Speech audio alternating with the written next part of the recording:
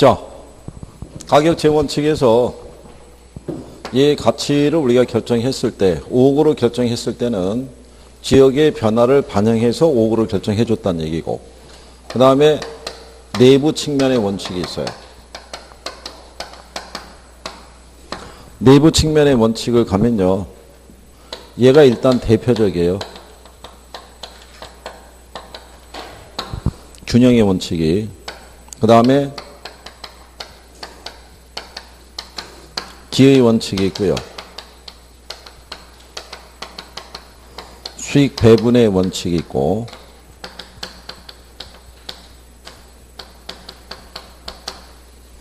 수익 체증 체감의 원칙이라고 있어요. 이건 네 가지가 내부 측면의 원칙이에요. 이것도 물어봐줘요. 내부냐 외부냐로 구별할 수 있는지. 얘가 제목이 균형의 원칙인데,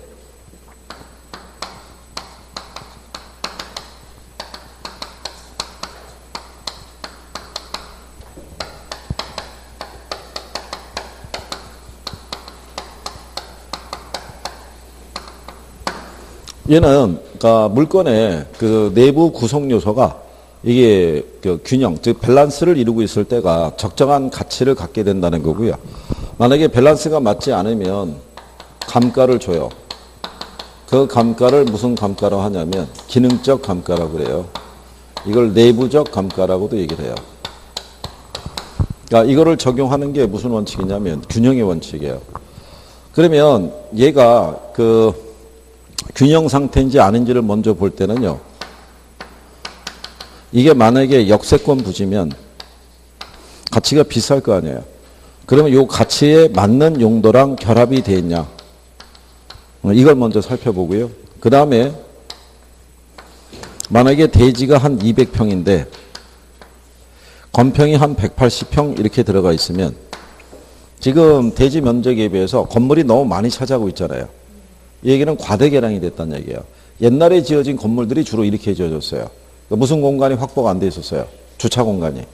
옛날에는 건물주들이 임대 공간을 늘리는 게 더 최유용이라고 본 거예요. 차가 없었던 시절이니까. 근데 지금 차가 많이 있는 시절에서는 뭐가 확보가 돼야 돼요? 주차 공간이. 그러니까 만약에 주차 공간이 협소하면은 감가를 주겠죠. 무슨 말인지 아시겠나요? 그 다음에 요것만 보는 게 아니라 그때 우리가 이렇게 설명했다고요. 아파트에 보면 30평형 아파트 있죠. 얘가 예전에는 방이 3개, 화장실이 몇 개? 하나였는데 요즘은 방 3개, 화장실이 몇 개예요? 2개. 그러면 이게 현재는 이게 밸런스가 맞다는 얘기예요. 근데 이 물건이 만약에 화장실이 하나밖에 없으면 감가를 줘야 될 거 아니에요. 부족하니까. 근데 만약에 화장실 수가 늘어나면 가치가 높아진다고 방을 줄이고 화장실을 갖다 늘리면 또 어떻게 돼요? 이건 화장이 너무 많이 들어갔잖아요. 이건 과대개량이 됐으니까 그것도 감가의 대상이라는 거예요. 무슨 말인지 아시겠어요? 그러니까 얘는 요 내부적인 측면에서 발생하는 감가잖아요. 그럼 얘가 저기 5억으로 결정했을 때는 이 상태도 봤다 안 봤다? 이 상태도 봤다는 얘기야. 보고 결정해 준 게 5억이라는 거야. 그러니까 감가를 적용할 게 있으면 감가를 적용해서 5억을 줬고, 만약에 내부적인 요소가 밸런스가 맞으면 감가를 적용할 이유가 없었을 거 아니에요. 그럼 그 상태까지 반영해서 결정한 가격이 얼마? 5억 이렇게 나오는 거예요. 그래서 균형의 원칙이 무슨 감가? 네, 이 기억을 해야 되고, 그 다음에 기회의 원칙이라고 있어요. 얘들이 결국은 뭐가 다 설명해 주냐면요, 얘가 설명해 주는 거예요. 뭐가? 제목이 다 설명해 주는 거예요. 제목이. 자, 기회의 원칙이라고 있어요.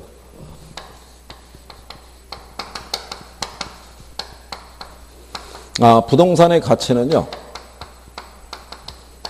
생산비에서 결정이 되는 게 아니라 어디에 의해서? 네, 기회도에 의해서 결정이 된다는 거예요. 그래서 얘의 특징이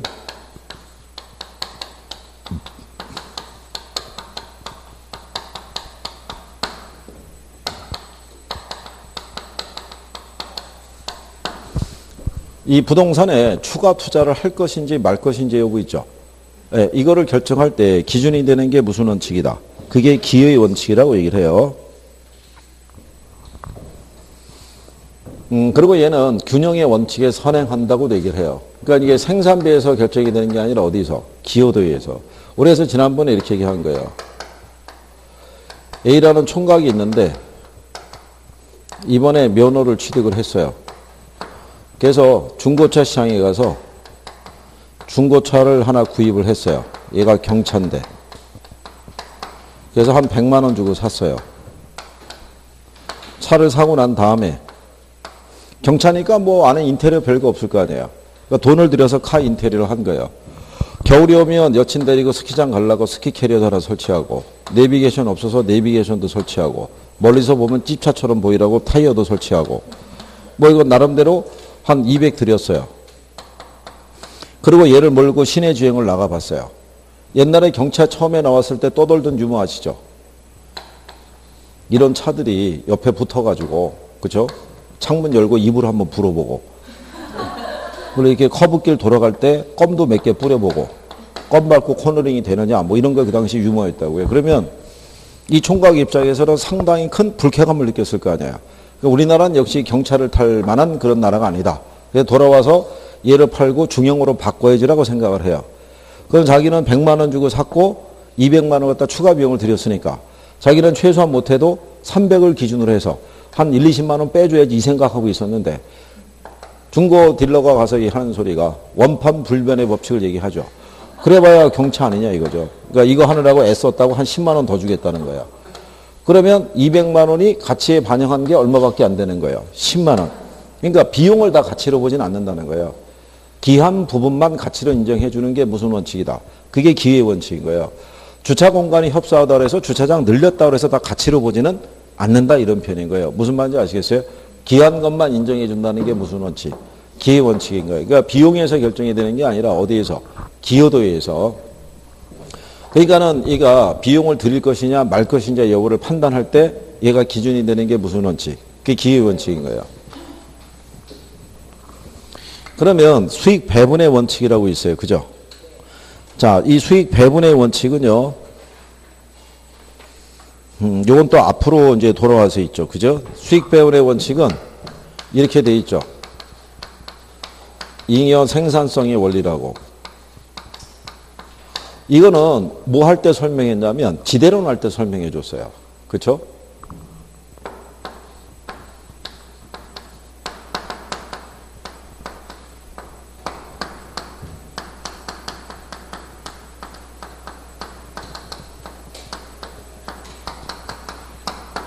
토지의 가치는요, 잉여 생산성의 크기에서 결정이 된다는 게 그게 수익 배분의 원칙이에요.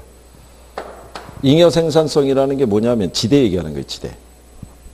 그래서 얘가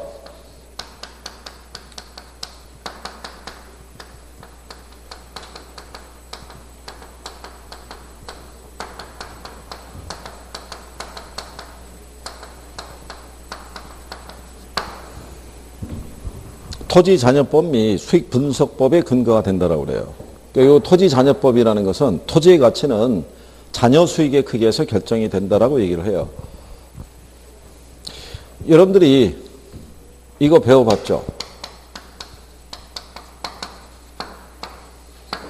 차액지대. 그죠? 누구의 차액지대요?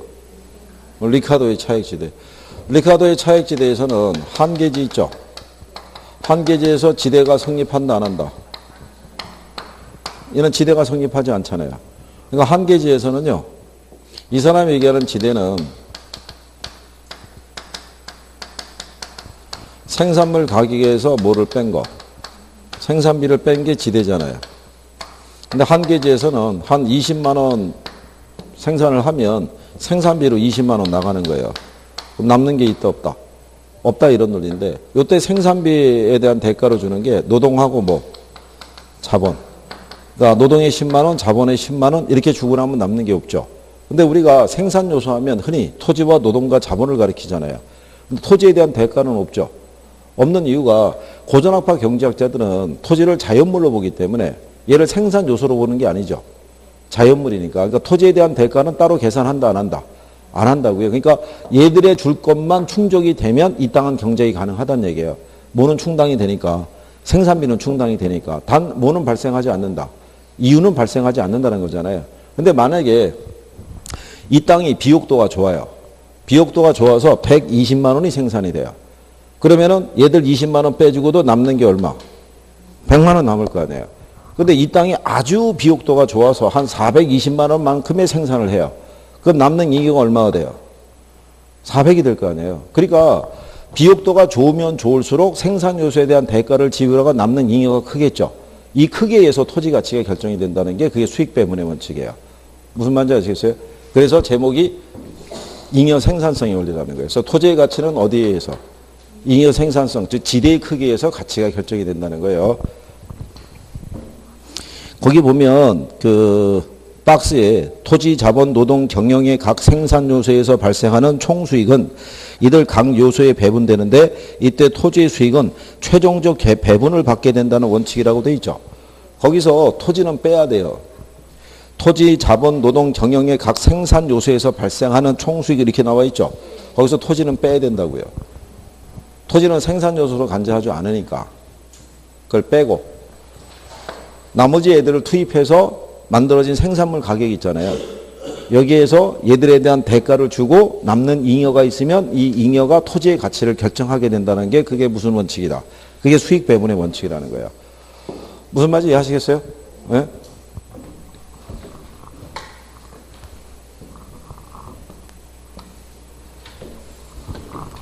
그게 예전에 번역된 거예요. 그래서 표현이 좀 그래요. 근데 그거는 우리가 이해하지 못하겠어요. 그죠? 네. 그 다음에 여기 있는 수익 체증 체감의 원칙이라고 있어요. 얘도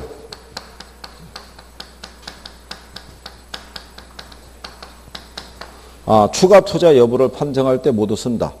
수익 체증 체감의 원칙도 써요. 이거 우리가 지난번에 수업할 때 이거 설명해 준 거는 기억은 물론 안 나시겠죠? 아니 그래도 난다라고는 그래도 조금만 이렇게 반응을 보여줘야지. 나온 지 얼마 안 된 분들이 야 그래도 먼저 나와서 한 사람들이 기억은 좀 나나 보다 뭐 이렇게 생각할 거 아니에요. 그죠? 요게 내부 측면의 원칙이고요. 일단 얘가 제일 잘 활용이 돼요. 요거는 다음에 문제 풀 때 추가로 설명해 드릴 테니까. 여기서는 왜냐하면 낼 수 있는 게 평가사 정도가 낼 수 있어요. 감정평가사가. 근데 평가사가 낼 수 있는 요건이 딱 하나밖에 없어요. 그거만 나중에 기억하시면 되고. 일단은 먼저 요거 기억하면 돼요. 모의고사 등에서는 얘네들이 우선 쓰니까. 그 다음에 뒤로 넘기시면 외부 관련 원칙이 있어요. 그죠?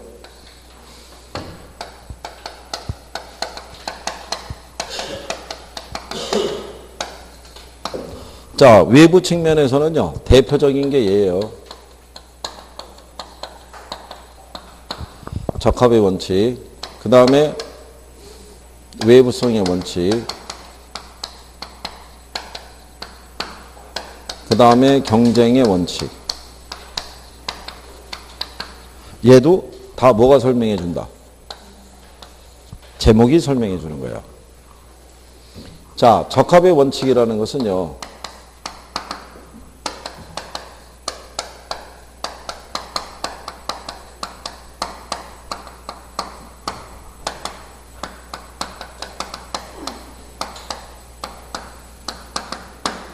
부동산의 가치는 인근 지역의 환경에 적합했을 때 적정한 가치를 갖게 된다는 게 적합의 원칙이에요. 인근 지역의 환경에 적합했을 때 시장 수요자들의 선호도가 발생한다고 얘기하는 거예요. 그래서 얘가 특징이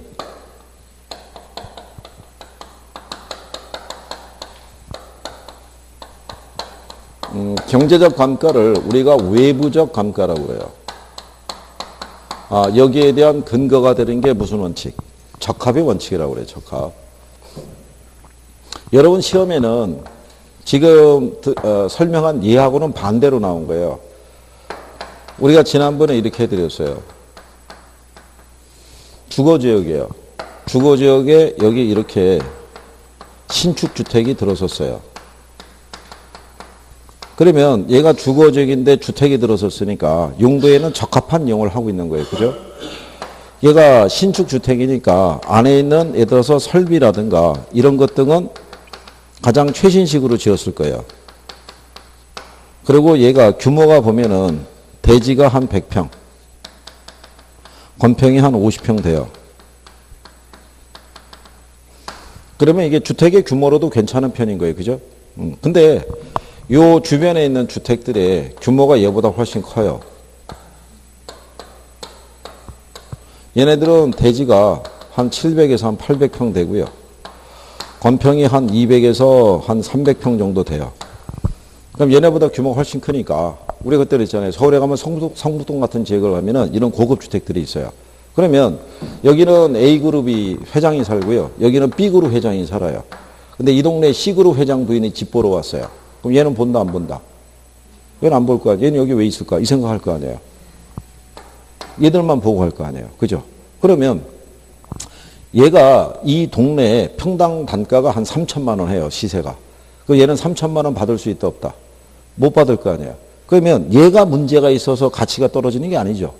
신축인데다가 안에 있는 기능이나 설비나 다 최신식이잖아요. 그죠? 어디에 어울리지 않으니까. 주변 환경에 어울리지 않으니까. 그렇게 해서 발생하는 감가를 경제적 감가라는 거예요. 그래서 얘가 무슨 감가?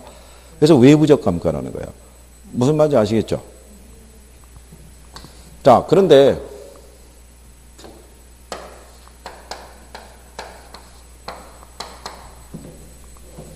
이렇게 고급 주거지역이에요. 규모가 다 같아요. 그럼 얘들 간에는 아무런 문제가 없어요. 여기도 또 고급 주거지역이 있어요. 여기도.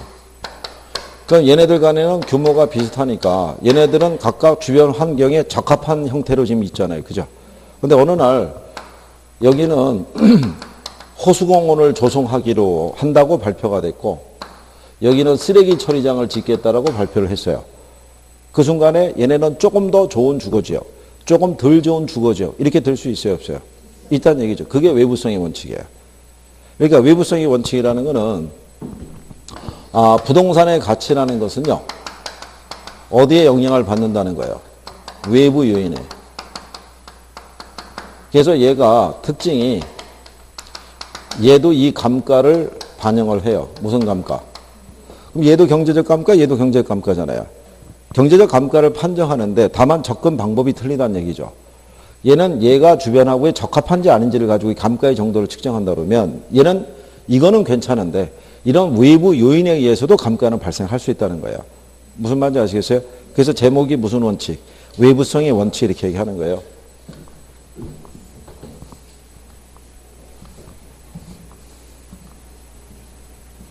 여러분 시험에는 적합의 원칙이 반대로 어떻게 나왔냐면요. 서민들이 모여 살고 있는 주거지역이에요. 그럼 서민 주거지역에 여기에 고급 주택이 하나 들어섰어요. 그렇죠? 그럼 얘는 정상적인 가치를 인정받는다 못 받는다? 못 받을 거 아니에요. 서민 주거지역이면 여기 집 보러 오는 사람들은 이 규모에 맞춰서 집 보러 오지 이거 보러 오는 사람이 없을 거 아니에요. 그렇죠? 그럼 무슨 원칙에 어긋난 거겠어요? 적합의 원칙이에요. 답이 적합의 원칙이었다고요. 무슨 말인지 아시겠어요? 그러니까 그 다음에 경쟁의 원칙인 거예요. 부동산의 가치라는 것은요. 이 경쟁 과정을 거쳐서 적정한 가치가 갖게 된다는 게 경쟁의 원칙이고요. 얘가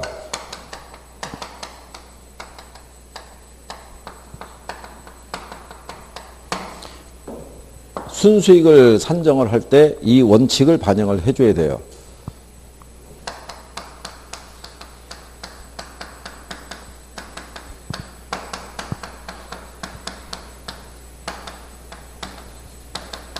자, 우리가 수익 방식에서 수익성 부동산의 가치를 구할 때는요.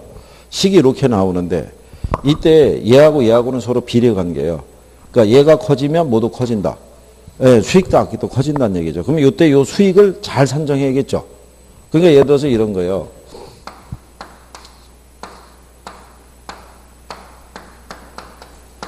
지방에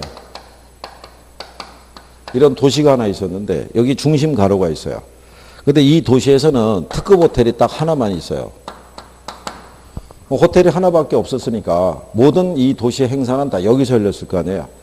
뭐 예를 들어서 학부생들의 뭐 세미나가 열려도 여기서 열렸을 거고 결혼식도 여기서 하는 게 가장 이슈가 됐었고 맞선도 여기서 보는 거예요.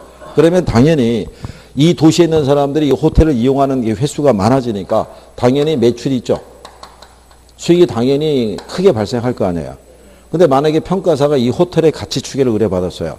그럼 평가사는 얘가 현재 주변에 호텔이 없잖아요. 얘 혼자만 독점적인 위치를 갖고 있는 거예요. 그러면 요 상태 수익만 보고 가치를 평가하지는 않고요. 요 주변을 조사를 해요. 얘하고 경쟁 대상이 될 수 있는 호텔이 들어설 수 있는 가능성을 따져봐요. 근데 대각선 쪽에 이렇게 한 2층짜리 상가 이렇게 있고 이면에 주차장으로 쓰고 있던 부지가 있었는데 이 부지를 누군가가 다 매입을 해서 시청에다가 건축 허가를 낸 거예요. 호텔 짓겠다고. 그러면 가까운 장래에 뭐가 들어서는 거예요? 호텔이. 그러면 새로 짓는 호텔은 기존에 있는 호텔보다는 훨씬 기능과 설비가 뛰어나다고요. 그러니까 얘가 층수도 문장이 높은 거예요. 그러니까 얘가 이 동네에 명물이 된 거예요. 그러면 일로 갔던 수요가 다 일로 빠져나갈 거 아니에요. 그러면 이 수익이 어떻게 돼요? 줄어들 거 아니에요. 그러니까 평가사는 가치를 평가할 때 이 수익에 이런 이유는 넣으면 안 된다는 얘기예요.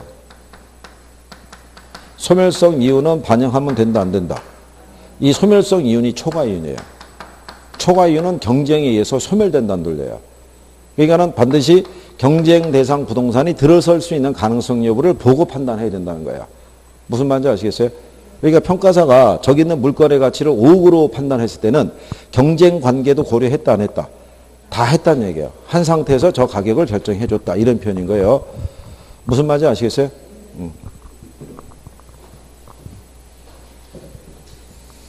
자, 그래서 이게 외부 측면에 관련된 거고요.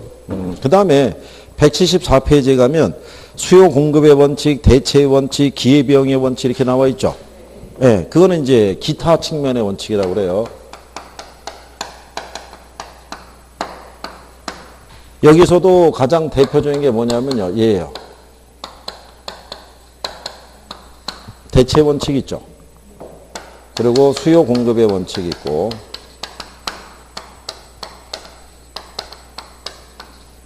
그 다음에 기회비용의 원칙이 있어요. 그 대체 원칙은 뭐냐면요. 부동산의 가치는 평가 대상 부동산과 대체 관계에 있는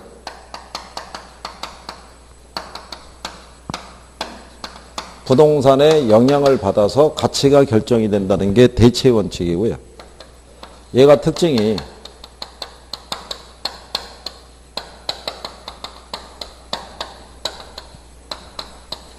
감정평가 3방식의 근거가 돼요. 이게.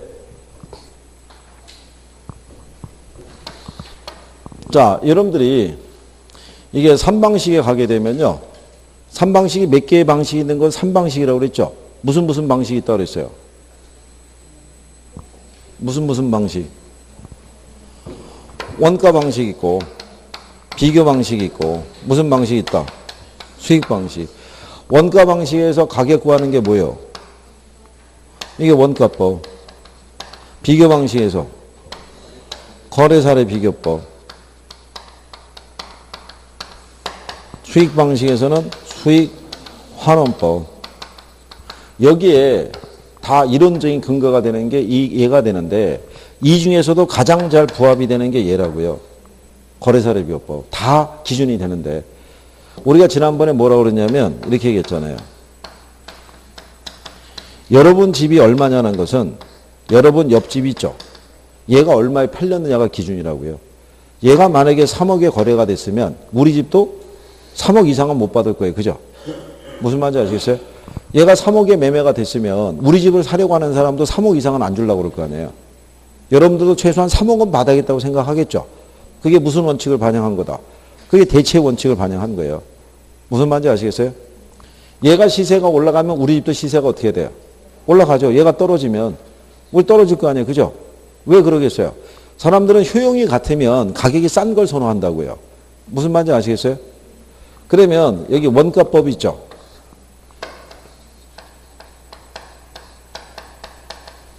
적산 가격은 제조달 원가에서 못 빼요. 감가를 빼죠. 제조달 원가가 뭐라고 그랬어요? 이거. 제조달 원가. 제조달 원가가 뭘 얘기한다 그랬어요? 이거 신축. 신축 원가. 신축 원가에서 감가 빼면 얘는 중고. 이건 중고 가격이라고요. 그러면 생각해 보세요. 얘를 새로 신축하는데 10억 들어가요. 근데 중고 가격을 10억 이상을 달라고 그래요. 우리는 그럼 중고 산다, 안 산다?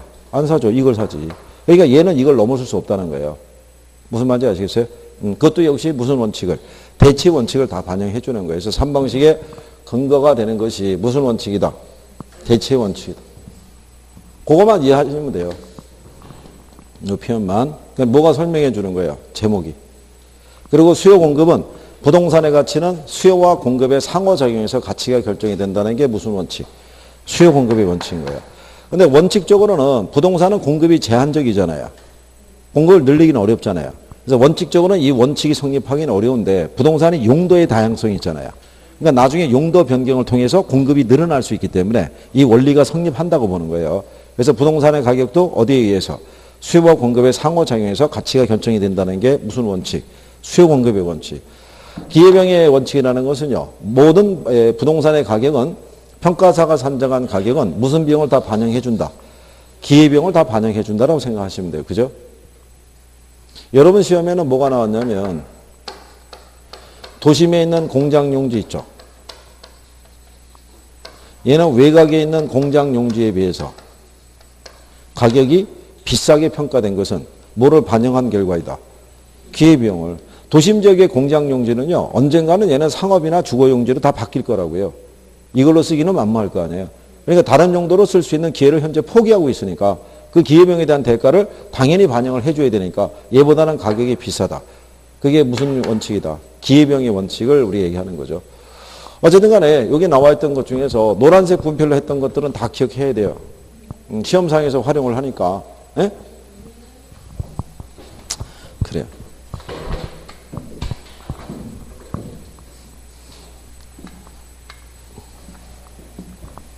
이거를 이 상태에서 한 번 더 들으면 그러면 조금 기억이 나요. 간평이. 간평이 어려우시면 어렵게 안 주니까. 간평이. 그러니까 전부 다 용어를 이해하고 있느냐를 물어보는 거예요. 용어를. 다른 거 아니고. 용어가 이해가 되면요. 안 잊어먹어요. 용어를 이해하면. 내가 봐도 걔가 생각이 난다고요. 이해가 됐으니까. 그 단어를 보면. 근데 이게 이해가 안 되면 자꾸 잊어먹어요.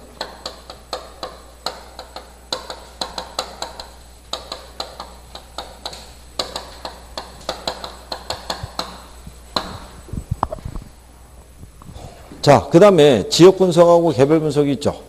예, 얘들도 자주 인용이 될 거예요. 모의고사 보면 어쨌든 선생들이 간평 쪽에서는 먼저 우선 손대는 게 이 아까 얘기한 가격과 가치 등에 대해서 아니면은 가격 원칙 아니면 지역 분석과 개별 분석 요거는 이제 기본적으로 구성을 해요. 왜냐하면 한 6개 내야 되니까. 6문제를 내야 되니까 어쩔 수 없이 3방식에서만 다 낼 수는 없잖아요. 그러니까 보편적으로 건드리는 애들이 있다고요. 그러니까 걔들을 일단 기본적으로 정리를 해주면은 기본적인 점수는 맞을 수 있어요. 그렇죠?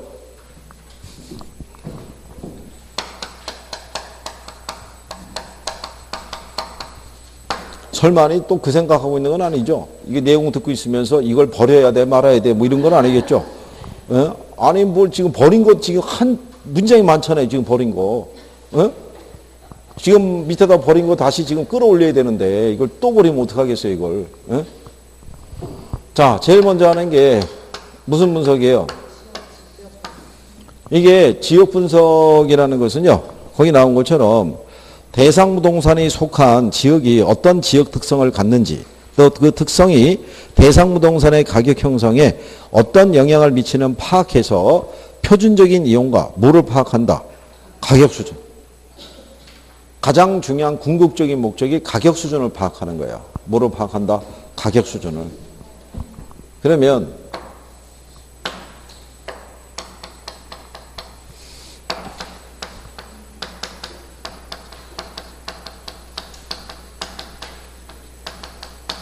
얘가 대상 부동산이에요. 그럼 평가사는 얘 가치 추계를 의뢰받으면 얘가 어떤 용도를 중심으로 된 지역에 소재하고 있는지 또는 그 지역 특성은 어떤 것인지를 파악을 해야 돼요. 그러면 얘가 어떤 지역에 속해 있는지를 파악하기 위해서는 이 지역에 소재하고 있는 부동산들이 있죠. 얘들에 대한 이거를 보는 거예요. 무슨 이유? 그럼 여러분들 생각할 때 이럴 거 아니에요. 주변에 그 부동산을 쭉 봤더니 얘들이 거의 주택이에요. 그럼 평가사는 이걸 무슨 지역으로 보겠어요? 주거적으로 볼 거 아니에요. 근데 주변을 쭉 봤더니 대부분 이 상가나 점포가 들어가 있어요. 그럼 평가서는 여기를 무슨 지역으로 보겠어요? 상업지역으로 볼 거 아니에요. 그런 거예요. 얘들이 따져봤더니 전부 거의 주택으로 쓰고 있대요. 그럼 평가사는 이 지역을 무슨 지역으로 본다? 이걸 표준적 이용이라고 그래요. 최이호 이용이라는 게 가장 일반적인 이용이라고 그랬죠. 그죠? 예, 그 이용들에 대한 어떤 평균적인 이용을 얘기하는 거예요. 주택 가면은 평균적으로 다 우리가 주택으로 쓰고 있잖아요. 그죠? 주거지역이면. 그걸 무슨 이용이라 한다? 표준적 이용. 그러면 평가사는 이게 무슨 지역으로 밝혀졌으니까. 그러면 여기 있는 요 평가 대상 부동산이 있죠. 얘도 뭐를 보고 판단하려고 그러겠어요? 얘도 주택을 기준으로 판단하려고 그럴 거 아니에요. 여기가 무슨 지역이니까? 주거지역이니까. 그러니까 이걸 분석을 하면은 개별 부동산의 최이호 이용에 대한 판정 방향에 대한 근거를 마련해 줄 수가 있죠. 무슨 용도를 기준으로 파악해야 되는지에 대한 기준을 주잖아요. 무슨 지역이니까? 주거지역이니까. 그런데 우리가 지역 분석을 한 다음에 무슨 분석을 해요? 네, 개별 분석을 하는 이유가 뭐냐면 요 개별 부동산의 무슨 이용? 네, 이거하고 지역의 표준적인 이용하고는요 항상 일치하진 않아요. 아까 얘기한 것처럼 이게 주택가지만 얘가 슈퍼일 수도 있는 거예요. 그렇잖아요. 얘가 세탁소일 수도 있는 거고 항상 일치하지 않기 때문에 지역 분석을 한 다음에 무슨 분석을 또 해줘야 되는 거예요. 개별 분석을 또 해줘야 되는 거예요. 얘네가 항상 일치하면 이걸 굳이 해볼 필요가 없잖아요. 그냥 지역 분석만 하면 되지. 근데 서로 일치하지가 않을 수도 있기 때문에 무슨 분석을 또 해야 된다는 거예요. 개별 분석이라는 걸 또 해줘야 된다는 거예요. 자, 그래서 그 내용이죠. 자, 그러면 얘가 이제 주거지역이잖아요. 그러면 요 주변에 주거지역이 하나 또 있어요. 여기 세종에서는 여기 시세가 제일 비싼 동네가 어디예요? 다 똑같나요? 그러진 않을 거고. 어디가 제일 비싸요? 네? 나성동이 제일 비싸요? 그래요. 그래요. 나성동이 제일 비싸다. 예? 아니, 그렇잖아요. 그래요. 나성동 일단, 그래. 먼저 얘기한 사람이 나성동. 그 다음엔 얘기해봐야 소용없어요. 왜냐면 이거, 예. 여기 만약에, 이것도 지금 촬영하고 있죠? 여기 A동이라고 그러겠네. A동이 있다. 자, 여기도 주거지역이고 저기도 주거지역인데, 얘가 제일 비싸다면서요. 그럼 얘가 주거 환경이 얘보다 좋다는 얘기잖아요. 그럼 얘는 시세가 한 2,500에서 평당 한 3,000 한다고 가정하자고요. 시세는 이 정도 하나요? 더 하나요? 시세가 평당 한 2,500에서 3,000 더 하나요? 아, 그래요? 뭐 앞으로 그렇게 되겠죠. 뭐 그죠? 그럼 적고 가죠. 뭐. 그러면 얘네가 시세가 2,500에서 3,000이라는 얘기는 얘네는 이거보다는 시세가 좀 떨어질 거 아니에요. 그렇죠? 그럼 얘는 관해서 1,800에서 얼마? 한 2,000 이렇게 나왔다는 거예요. 그죠? 이게 가격 수준이에요. 요게. 이 가격 수준이라는 것은 지역과 지역 간의 격차를 나타내주는 종합적인 지표가 가격 수준인 거예요. 그런데 이 가격 수준이라는 게 나와야지만 이 가격을 구할 수 있어요. 개별 부동산의 가격은 이 가격 수준 안에서 결정이 되는 거예요. 얘가 남양이고요. 가장 좋은 곳에 위치하고 있으면 얘는 2,000으로 평가받을 수 있을 거예요. 근데 얘는 동양이고 햇볕도 잘 안 들고 구석짓는 곳에 있으면은 1,800밖에 안 될 수도 있어요, 없어요? 있을 거 아니에요. 그러면 얘네 요거를 구하기 위해서는 뭐가 필요하냐면 얘네가 필요하다는 거예요. 무슨 지역이? 유사지역이. 그래서 유사지역의 중요성이 여기 있는 거예요. 얘네가 1,800에서 2,000을 이 시세를 결정하려고 그러면 얘 혼자서는 결정을 못 할 거 아니에요. 뭔가 비교 대상이 있어야 될 거 아니에요.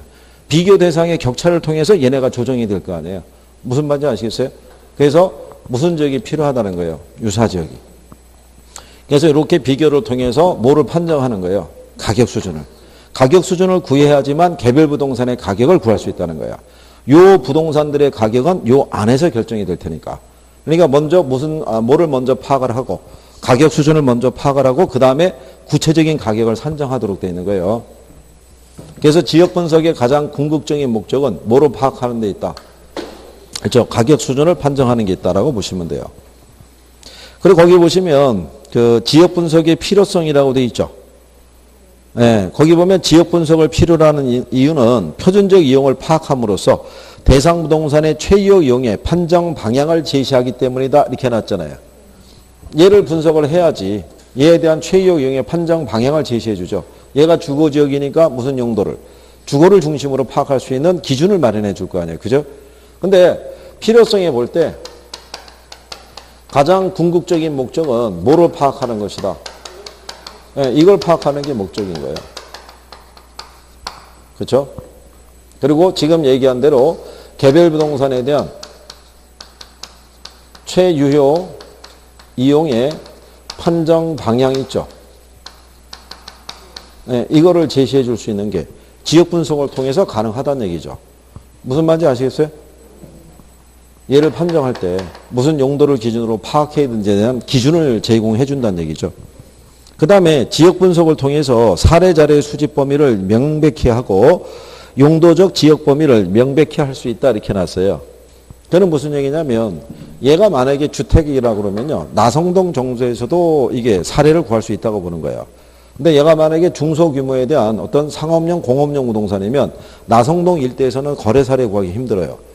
그럼 범위를 넓혀가지고 한 9 정도까지 범위를 넓혀야 되고 얘가 만약에 대형 쇼핑몰 정도가 되면 9 정도 갖고는 안 되고요. 시 전체로 범위를 넓혀서 사례를 수집해야 된다는 얘기예요. 그래서 물건의 상태를 보면 사례 수집의 범위도 파악할 수 있다 없다. 있다라고 얘기를 해주는 거예요. 그래서 그런 논리고요. 그 다음에 이제 그 밑에 가면 지역 분석의 대상이라고 있죠. 대상을 가면 세 가지가 있어요. 인근 지역이 있고 유사 지역이 있고 그 다음에 뭐가 있겠어요? 동일 수급권. 자, 이 중에서는 제일 중요한 지역이 뭐예요? 인근 지역이 중요한 이유는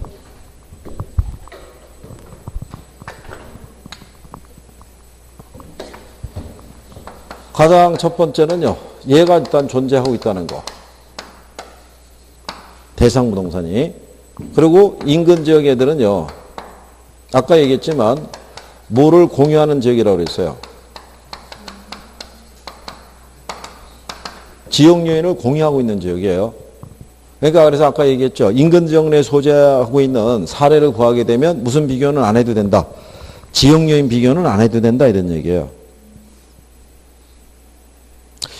여기 인근 지역의 개념이라고 우리 여기 교재에 보면 나와 있죠. 네, 요거하고 저기 감정평가 규칙에 나오는 용어의 정의가 좀 틀려요. 무슨 말인지 아시겠죠? 그러니까 감정평가 규칙에 나와 있는 용어의 정의를 우리가 기본으로 정리하는 게 필요해요. 예전엔 그냥 이렇게 썼어요.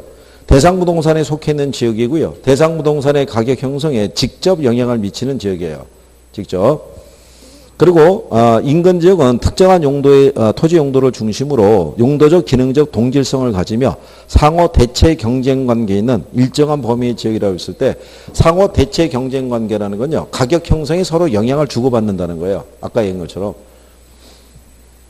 예를 들어서 우리 집에 가격이 뛰면 옆집도 가격이 뛰겠죠. 그렇잖아요. 우리 단지의 가격이 뛰면 옆 단지 가격도 뛰는 거예요. 네?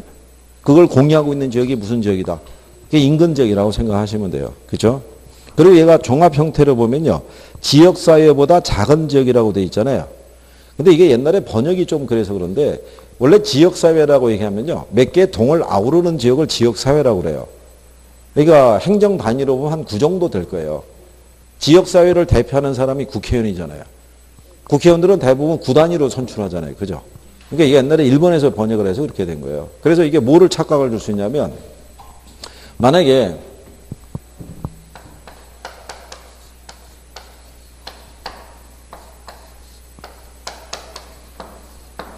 만약에 그 대상 부동산이 나성동에 있어요.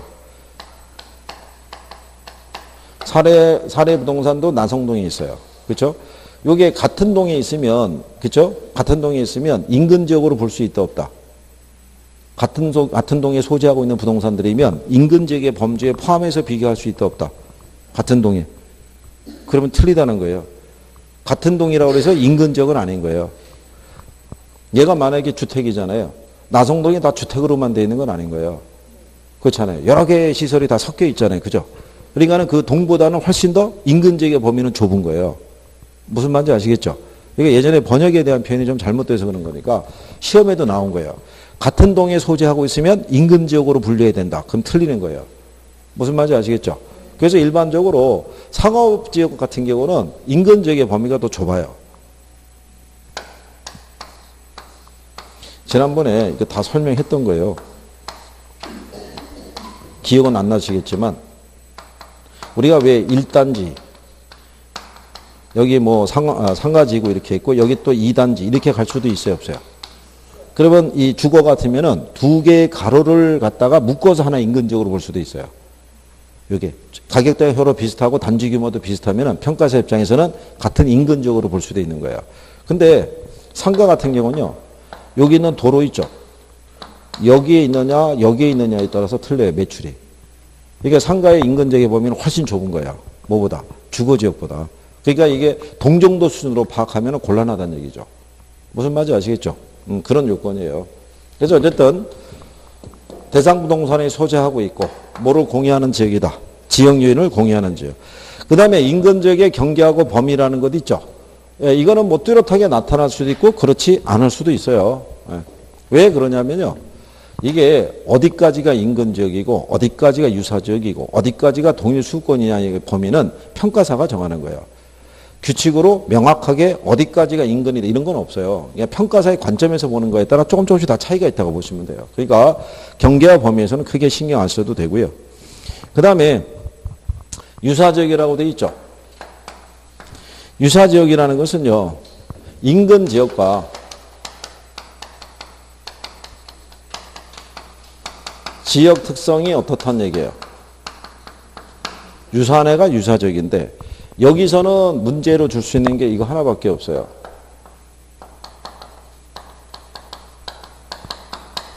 인접 여부는 중요하지 않아요. 그러니까 유사지역이라고 해서 인접해 있어야만 유사지역이다라면 틀리는 거죠.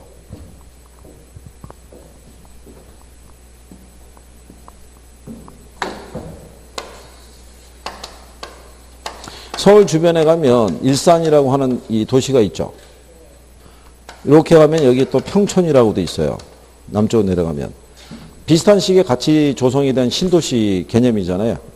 그러면 평가사가 볼 때는 무슨 생각을 하냐면 일산에다가 주거를 정한 사람은 평촌에도 주거를 정할 수 있다고 봐요. 같은 신도시 개념이고 서울까지 출퇴근이 비슷하기 때문에. 그러면 얘가 대상부동산이 있으면 얘가 인근지역, 얘가 유사지역이 되는 거예요. 그러니까 반드시 지리적으로 인접할 필요는 있다 없다? 없다 이거예요. 그게 기준은 아닌 거예요. 그러니까 유사지역의 조건에서는 반드시 인접해 있어야지만 유사지역이다 그러면 틀리는 거예요. 무슨 말인지 아시겠죠? 그 다음에 동일 수우권이라고 있어요. 요 수우권이라는 것은요. 이게 시장지역이라고 보시면 돼요. 그러니까 동일한 시장지역을 원래 원문이 마켓 에어리어예요.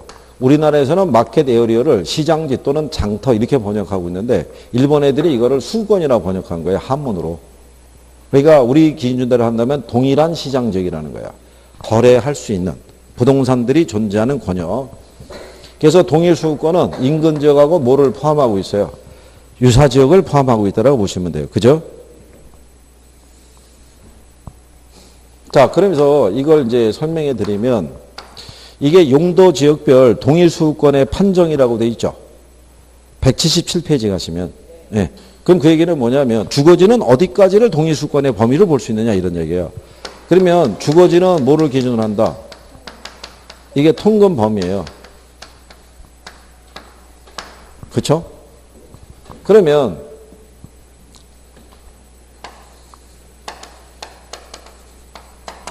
만약에 여러분들이 여기 그 세종시에 있는 여기 뭐 국민안전처 여기서 근무하고 있어요. 근무하고 있으면 주거를 정해야 될 거 아니에요. 그 일단 출퇴근이 가능하니까 세종시에다가 주거를 정할 수가 있죠. 그러면 이쪽에 대전 일부에서도 들어올 수 있잖아요. 이쪽에 조치원에서도 들어올 수는 있겠죠. 그렇잖아요. 그렇다고 해서 대구에서 들어올 수 있는 건 아니잖아요. 그렇잖아요. 저기 광주에서 올 수 있는 것도 아니고. 물론 여기 공무원들은 서울에서 출퇴근을 하지만 현실적으로 출퇴근하는 게 쉽다 어렵다. 상당히 어렵다는 얘기라고요. 그러면 예를 들어서 여기다 주거를 정할 수 있는 사람은 여기나 여기나 주거를 정할 수 있다는 얘기잖아요. 여기서 집을 못 찾으면 여기나 여기서 집을 찾을 수 있다는 얘기죠. 그러니까 여기가 동일 수급권이라고요. 여기가 동일한 시장적이라고요. 주거를 출퇴근할 수 있는 공간적인 범위가 형성되는 것을 우리가 뭐라 한다? 동일 수급권. 그래서 주거지는 뭐를 기준으로 판단하는 거예요? 통근 범위를. 근데 여기서 알아두실 거는 이 범위가 축소가 될 수 있다는 거예요. 이 범위는 가령 예를 들어서 내가 주거를 정하는데 나는 교육 환경을 아주 중시해요. 그리고 이 안에서 교육적인 환경이 아주 좋은 지역이 있죠. 거기 안에서만 주거를 정하려고 할 거 아니에요. 그 동일수권의 범위가 그만큼 좁아질 수도 있어요, 없어요? 네, 좁아질 수 있는 거예요. 그러니까 통근 범위를 기준으로 하지만 범위는 축소될 수도 있다, 없다? 축소될 수도 있다는 거예요. 축소될 수 없다 그러면 틀리는 거예요. 무슨 말인지 아시겠어요? 그러면 상업지가 있어요. 상업지는 뭐를 기준으로 파악한다? 배우지. 거기 보면 배우지라고 돼 있잖아요. 왜냐하면 상권의 범위가 틀리잖아요. 시장적의 범위가. 백화점이 있잖아요. 아, 이렇게 생각할까요? 서울에 가면 남대문 시장 있죠. 남대문 시장은 시장이 상권의 범위가 어디를 보겠어요? 남대문 시장은. 걔는 전국일 거 아니에요. 전국. 네? 남대문 시장에 와서 물건을 사는 상인들은 그 주변 중구에 있는 사람들만 사는 게 아니죠. 전국의 모든 상인들이 다 새벽에 와가지고 물건 사고 내려가고 그러잖아요. 그러니까 고도상업지역은 배우지의 범위가 어떻게 돼요? 무시장이 넓을 거 아니에요. 그죠? 상권의 범위가. 근데 우리 지금 학원 건물 1층에 가면 여기 편의점이 있죠. 편의점이 여기는 상권의 범위를 어디까지로 보겠어요? 여기 뭐 나성동 일대 여기만 볼 거 아니에요. 그죠? 그러니까 거기는 좁은 배우지를 기초로 상권의 범위를 파악하겠죠. 시장적의 범위가, 동일 수권의 범위가 여기는 넓을 거 아니에요. 그죠? 여기는 어떻다는 얘기예요? 좁다란 얘기잖아요. 그러니까 상업지역은 뭐를 기준으로 판단한다는 거예요? 배우지를 가지고. 그 다음에 공업지는 뭐 참고하셔도 되고, 그 밑에 가면 후보지하고 뭐가 있어요? 이행지가 있어요.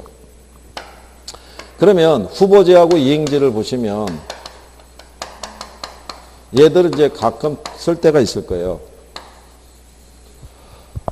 자, 우리가 전환 또는 이행 전이 있고요. 그 다음에 전환 또는 이행 후가 있으면 동일수권의 범위는 뭐를 기준으로 파악하는 게 원칙이에요. 이게 전이 농지고요. 후가 택지예요. 농지인데 택지 후보지로 지정이 됐어요. 그러면 얘를 기준으로 판단하는 게 원칙이에요. 후보지 이행지의 동일수권의 판정은. 근데 얘네가 뭐가 낮으면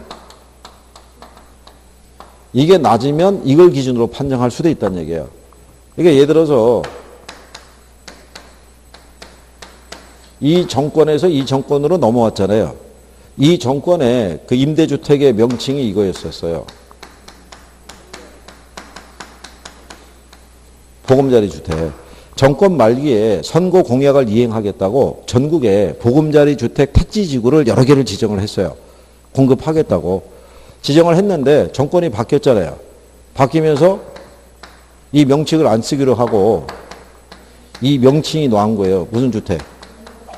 예. 그 바람에 지정은 돼 있지만 사업 자체가 축소되거나 폐지가 되는 거예요. 그러면 택지 후보지로 지정만 돼 있지 얘가 바뀔 가능성은 있다 없다? 없을 거 아니에요. 그럼 굳이 이걸 기준으로 판단하는 건 무의미하잖아요. 그러니까 전을 기준으로 파악한다 이런 얘기예요. 뭐가 낮을 때는. 성수가 낮을 때는. 근데 이것도 역시 또 정권이 바뀌면서 이것도 안 쓰기로 했어요. 그러니까 명칭이 이제 바뀔 거예요. 그죠? 그럼 이제 그걸 우리가 기억하면 되고. 그러니까 먼저 뭐를 기준으로 파악하는 게 원칙인데, 후가. 성수가 낮으면 뭐를 기준으로? 전을 중심으로 파악할 수도 있다는 거예요. 무슨 말인지 아시겠죠? 네, 그거는 기억하시면 돼요. 그걸 바꿔서 낼 수가 있으니까. 그 다음에, 그 밑에 가면, 개별 분석은 아까 왜 해야 되는지 설명해 줬어요. 그죠? 개별 분석을 해야 되는 이유는 지역의 표준적 이용과 개별 부동산의 최이호 이용이 항상 일치한다, 안 한다? 일치하지 않으니까. 근데 그 밑에 가면 지역 분석과 개별 분석의 관계라고 돼 있죠. 걔들은 별표하는 거예요.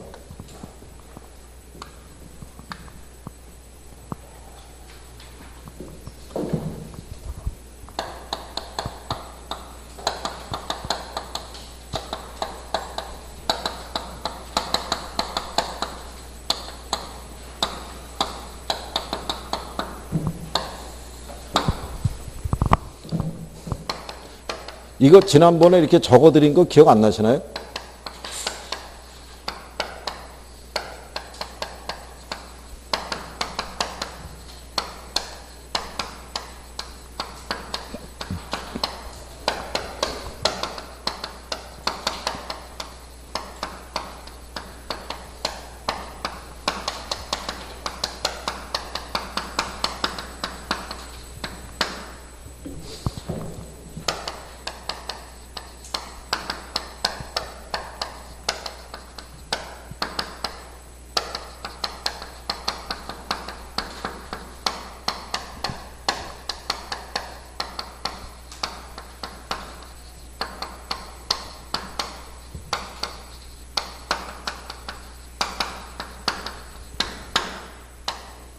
이렇게 해가지고요. 지난번에 이렇게 해드렸어요.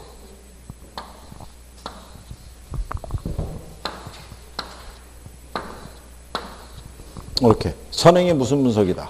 지역 분석인 거예요. 이거를 바꿔주는 거예요.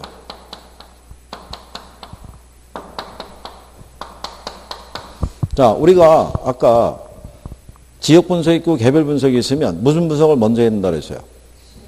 지역 분석을 먼저 해서 얘가 나와야 되잖아요. 뭐가? 가격순이 나와야지 이 안에서 구체적인 가격을 구할 수 있을 거 아니에요. 그죠? 그게 아니에요.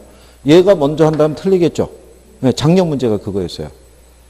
작년에 지역 분석과 개별 분석이 나왔을 때 얘가 얘보다 먼저 시행이 된다. 그럼 당연히 틀릴 거 아니에요. 그렇죠? 간단한 문제잖아요. 이것만 알면.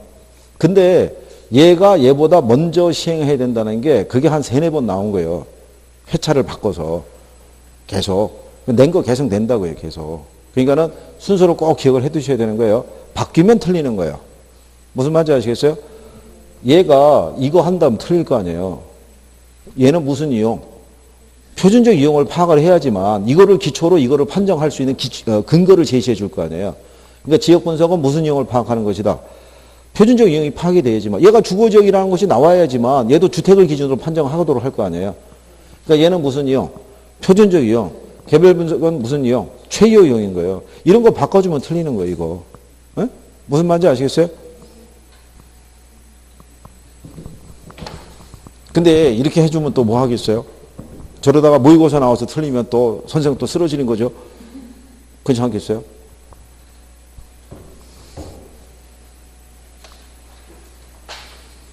꼭 해줘야 돼요. 무슨 말인지 아시겠나요? 정리할 때. 그 다음에 그 뒤에 가게 되면요. 임금적의 생애주기 있는데 지금 뭐 참고하셔도 되고 178페이지에 가면 이제 감정평가 뭐가 있어요? 3방식이 있어요. 이 3방식이 있죠. 근래 나오는 문제는 여기 178에서 179페이지 사이 있죠. 네, 거긴 데서 집중적으로 많이 나왔어요. 뭐 뒤에 어려운 거 안 나오고. 거기에 대한 기본적인 거라도 우리가 또 정리해 보자고요. 잠깐 쉬었다 하시죠.